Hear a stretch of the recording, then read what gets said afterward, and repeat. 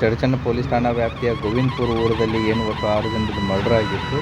ಅದಕ್ಕೆ ಸಂಬಂಧಪಟ್ಟಂತೆ ಈಗಾಗಲೇ ಪ್ರಕರಣ ದಾಖಲಾಗಿ ತನಿಖಾ ತಂಡವನ್ನು ರಚನೆ ಮಾಡಲಾಗಿದೆ. ಈ ಪ್ರಕರಣದಲ್ಲಿ ಈಗಾಗಲೇ 12 ಜನ ಆರೋಪಿಗಳನ್ನು ಅರೆಸ್ಟ್ ಮಾಡಲಾಗಿದೆ. ಅವರನ್ನು ಕೋರ್ಟ್ಗೆ ಪ್ರೊಡ್ಯೂಸ್ ಮಾಡಿಬಿಟ್ಟು ಪೊಲೀಸ್ ಕಸ್ಟಡಿಗೆ ತಗೊಂಡು ಫರ್ದರ್ ಇಂಟ್ರಾಗೇಷನ್ ಮಾಡ್ತಾ ಇದ್ದಾರೆ.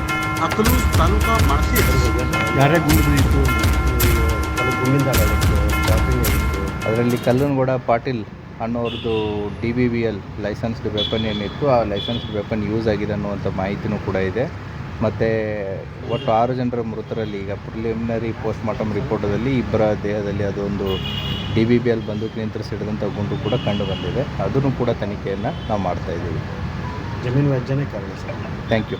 ಇದಕ್ಕೆ ಸಂಬಂಧಪಟ್ಟಂತೆ ಇನ್ನೂ ತನಿಖೆ ಮುಂದುವರೆದಿದೆ. ಯಾಕಂತಂದರೆ it is just beginning of the investigation. ಈ ಇನ್ವೆಸ್ಟಿಗೇಷನ್ದಲ್ಲಿ ಇನ್ನೂ ಕೆಲವೊಂದಿಷ್ಟು ಹೆಸರುಗಳು ನಮ್ಮ ಹತ್ರ ಕಂಡು ಬಂದಿದ್ದಾವೆ. ಈಗೇನು 12 ಜನ ಸಿಕ್ಕಿದ್ದಾರೆ, ಅದರಲ್ಲಿ FIRದಲ್ಲಿರೋರು 3 ಜನ ಇದ್ದಾರೆ.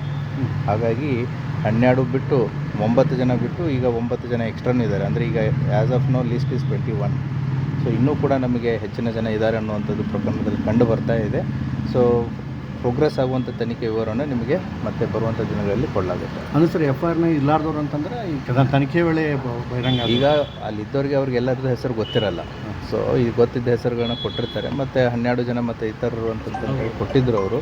ಸೊ ಅವ್ರಿಗೆ ಎಷ್ಟು ಜನದ ಹೆಸರು ಗೊತ್ತಿದೆ ಅದು ಕೊಟ್ಟಿದ್ದಾರೆ. ಬಟ್ ನಾವು ತನಿಖೆಯನ್ನು ಮಾಡಿದಾಗ ಅದರಲ್ಲಿ ಇನ್ನೂ ಬೇರೆ ಜನನೂ ಕೂಡ ಇದ್ದಾರೆ ಅನ್ನೋದು ಮಾಹಿತಿ ಬಂದಿದೆ. ಎಲ್ಲರೂ ಕೂಡ ಈಗ ಅರೆಸ್ಟ್ ಆದವರು ಎಲ್ಲರೂ ಕೂಡ ಗೋವಿಂದಪುರದವರೇ ಇದ್ದಾರೆ.